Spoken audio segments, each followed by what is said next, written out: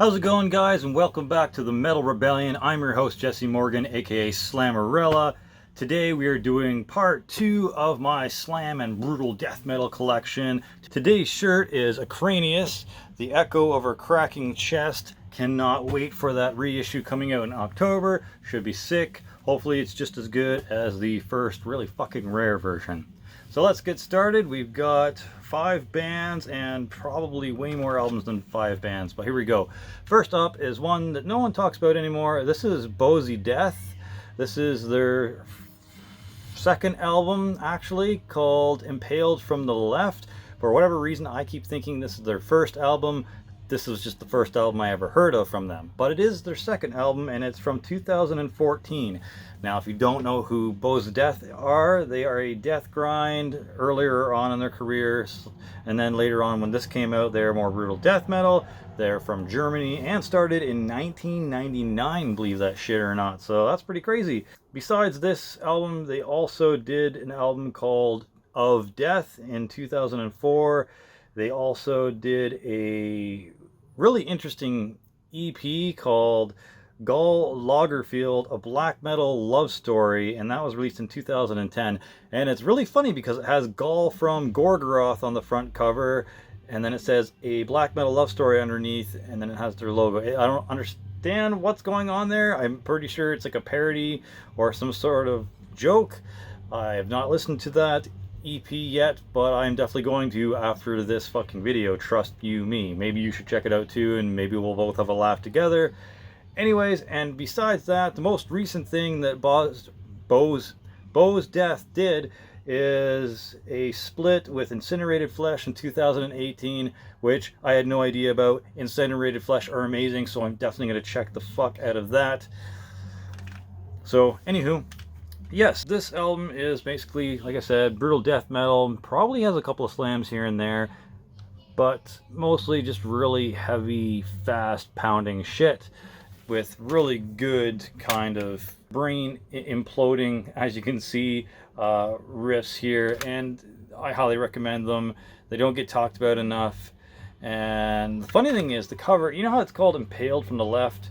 Well, he's kind of getting impaled in his right side, but the spikes or tendrils or whatever is coming from the left. So I guess that works, because it's impaled from the left side of the CD. But very interesting title and interesting artwork for sure. There is a monkey smoking a joint with his brain exposed right here, which is very odd. I have no idea what the fuck is going on. It looks like an alien autopsy of some sort, or some sort of, I don't even know. That artwork is just crazy. But some sort of experimentation is going on for sure. There's the band members in behind the tray there, the tray insert. So that's cool. Quick little look at the dudes that perform this insane music. And as you can see here, it says South of Hessen Brutality. Very cool stuff from Bo's Death. Highly recommend checking out the first album Of Death and probably that EP, but I definitely want to check out the Incinerated Flesh split with them too. Alright, next up is some brutal death metal from Canada, Toronto, Ontario to be exact. This is Blastomycosis with their first album, The Putrid Smell Within, from 2009. I actually managed to pick this up from the dudes themselves in a show they did here in Oshawa at the Atria, so that was cool. And they gave me a hell of a good deal on this, so thanks again to Michael and the rest of them for being stellar dudes. Really cool stuff. Really happy that these guys are Canadian. Really, really good brutal death metal. Sometimes just regular death metal, depending on what song it is. And there's even, I would say personally, there's a little bit of like grindcore or gore grind elements here and there. Maybe some porno grind elements. But it's not like super stand outish. It's just like slightly sprinkled in there. So don't expect just plain brutal death metal when you go to listen to these guys. They do sprinkle in some interesting other stuff. Now they did start in 2007. After this, I believe they came out with an EP called Decomposing Sluts in 2012. And then after that, they came out with their second album called Covered in Flies and Afterbirth. Pretty grimy looking cover there. I'm not sure if it's done by, I don't know if it's done by Brutal Graphics or not, but this one doesn't look too bad. But yes, they're just serving up the same grimy death metal that they served up in the last album. Maybe a little bit better, maybe a little bit better production. I'm pretty sure Michael Bain joined just after this album, so his vocals aren't on here. It's the other guy that was with them, or other guys. I'm not exactly sure how many vocalists they've had, to be honest. But yeah, unfortunately, you don't really have anything with Michael Bain on it and with this until probably the whatever they're working on right now comes out. So hopefully that comes out soon. We get to see what Michael sounds like on CD or tape or whatever they release it on. But yeah, that's the second album from 2015, Covered in Flies and Afterbirth. Highly recommend checking out some Blastomycosis. CDN Records also has a sale on for August right now, 66% off. I'm not exactly sure what the code is, maybe AUG66, but check out the site. You'll probably be able to see what the code is and get some, inexpensive slams and some deals. So yeah, check that out, please. Next is Blunt Force Trauma. Once again, these guys never get talked about, and they unfortunately do not have quite nearly enough in their discography for my liking. This was their only full-length album that they ever released. This is Vengeance for Nothing. I believe they're still active, but these guys did do a split called Triumph of Evolution with Catalepsy and Flesh Rot, but that wasn't, I don't think, too long before this. So this was in 2012. These guys are some brutal death metal and slam. Really, really good. Really, like, just crazy riffs. Very groovy, very catchy. If you don't headbang to some of this stuff, I don't know what to tell you. There's something wrong with you. There's the inside here. Came with this OBI strip, or whatever you want to call that. I don't know what's behind the tray. Oh, it just says Blunt Force Trauma there. But yeah, the way you'll have to look for this, if you want to look for it on like Discogs or YouTube or anything like that, it will probably have to be Blunt Force Trauma Japan or Blunt Force Trauma JAP, because otherwise you're going to get a bunch of Max Cavalera related like albums, which is kind of annoying because I don't think the Max Cavalera Blunt Force Trauma related thing is any good. Maybe it is, but I don't think I've checked it out. And if I have, it didn't stick with me enough to remember. So, yes, besides this, they did a couple of demos.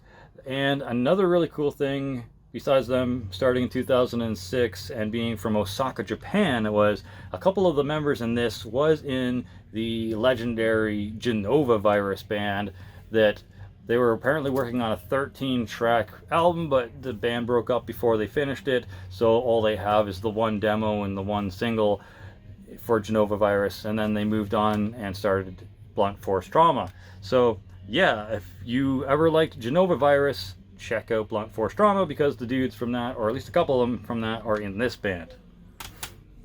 Alright, moving on to another pretty sweet band, this band being from Switzerland. This is Body Snatch's first EP, Universe of Gory Tales, from 2009.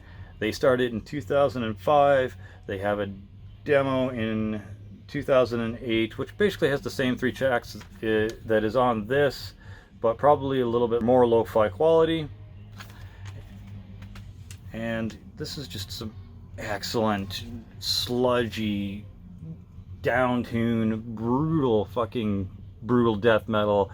It's just haunting, and I highly recommend you check it out. It's a shame they didn't continue going on after this with the style they did in this, because I really, really enjoyed the style they did in this. But hey. Alright, and another thing by Body Snatch, which they kind of went a slightly different direction, not too different. It could have been the production value, it could have just been the fact that they wanted to amp up the riffs and do something maybe a little bit more technical. But then they came out with this in 2011, The Insights of a Rotten Theater. It says slam death metal, so there will be some slams in here, but it's mostly listed as brutal death metal if you look it up. This was their full length that they did, once again, in 2011. Pretty good. I think a few people have talked about this. That's neat. They got the whole slam crew thing going on the back there. No, see, that's another thing. I don't know if Cranium started the whole Slam crew thing or not, or if it's just something that people started referring to themselves as a member of the Slam crew, but they seem to be on it. Released through pathologically explicit recordings and severed records. Interesting.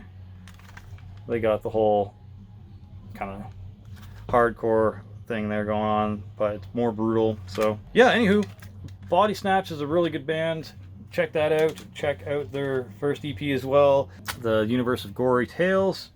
They also released a split called Sons of Banishment with a band called Flesh Throne. So if you're interested in seeing what else Body Snatch has done, go check out that split that came out in February, I believe, of this year. All right, and the last thing on here is something that I wish had continued on and did more. However, there is a little bit of a light at the end of the tunnel, but let's start off with who this is. The band I'm talking about here is Breast Ripper, that only released this and a promo before this that also had the same tracks.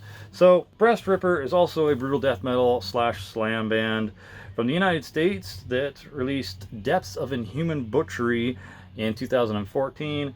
They started in 2013, however, and then broke up after this promo, or EP rather. I don't know if I opened this up, so I'm going to do that and show you guys. Anywho, there's the CD.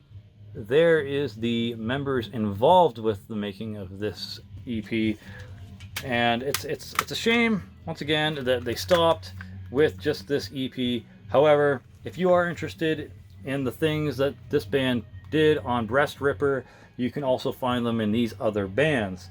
Swine Overlord and Reefer Head seem to be the bands that most of the members in this seem to be also involved in, being the guitarist and the vocalist. So if you like the guitaring and vocals on this, check out Swine Overlord, and then check out Reefer Head. Reefer Head has a slightly different sound. They've got gore grind and like regular death metal and something else as well. I believe Swine Overlord is more of the direct translation from Breast Ripper to the next brutal death metal slam thing, so maybe check out that. But also, they're also involved in a band called Clitoral Putrescence and Necrosectomy, and I believe one of the members was also involved in Necroxophilia for a bit. So there's a bunch of different bands you can check out if you did enjoy Breast Ripper. If you haven't heard of Breast Ripper and you know about Swine Overlord, maybe check out Breast Ripper, Depths of Inhuman Butchery for a little bit of a glimpse into the past. Anywho, that's it for collection part 2. Hope you enjoyed. Hope you found something new or at least interesting. Let me know which one of these is your favorite. Let me know which one of these is new to you in the comment section below. Subscribe, like, share, especially this channel, because this is the backup channel that I plan on using just in case anything stupid goes down involving YouTube and my main channel. So cheers, guys. Thank you for watching. For glory, for the Rebel Alliance, Slammerella out.